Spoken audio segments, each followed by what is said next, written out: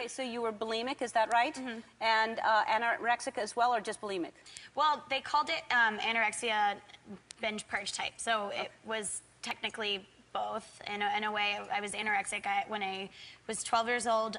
When I came on the show and talked about bullying before, and I wanted so badly to speak about how much it had affected me, but I couldn't really say how much it had affected me because I wasn't even through with the issues that it had caused. Right. So.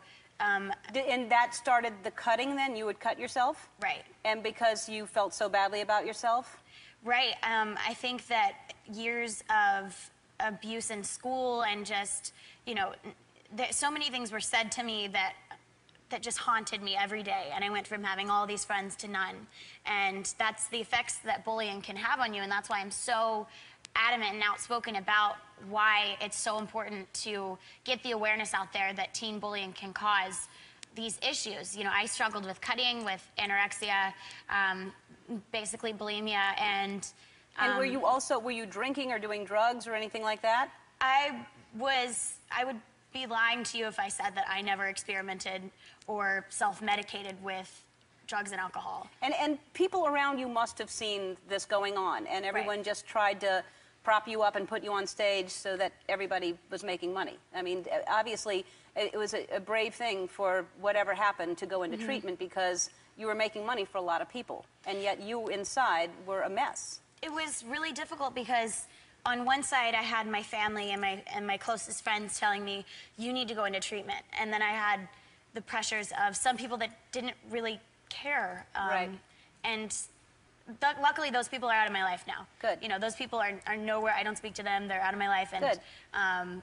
You know, I am in such a good place now that I can definitely, like, weed out those people in my life. If I sense somebody that's coming into my team that doesn't care about me, they're out. You know what I mean? My health and my recovery comes first, and everyone on my team knows that. And when it starts to get too much, I say, whoa, slow down, like, good. I'm working way too much, and they'll slow it down. And that's very mature for someone who's 19 to say, whoa, slow down, because, you know, that's sort of the pace of this business anyway, much less at that age.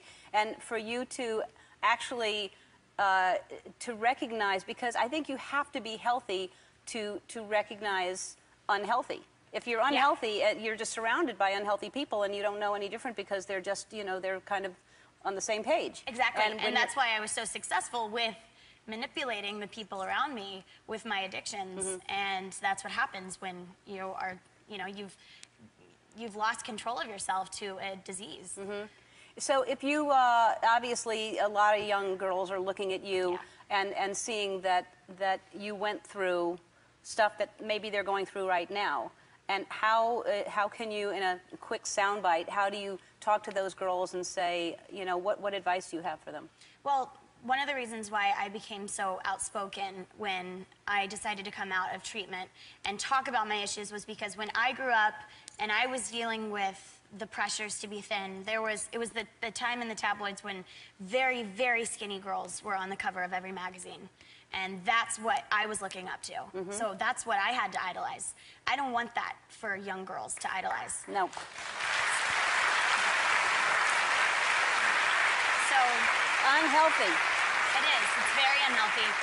And there was nobody out there for me to look at and say, you know what, maybe this is unhealthy. Maybe starving myself isn't the answer. So I want to be that for a 13-year-old girl at home deciding whether or not to eat dinner, or a 18-year-old girl deciding whether or not to keep her breakfast down. You know, there needs to be a role model out there. And for the first time in my life, I actually feel like one. Good, good.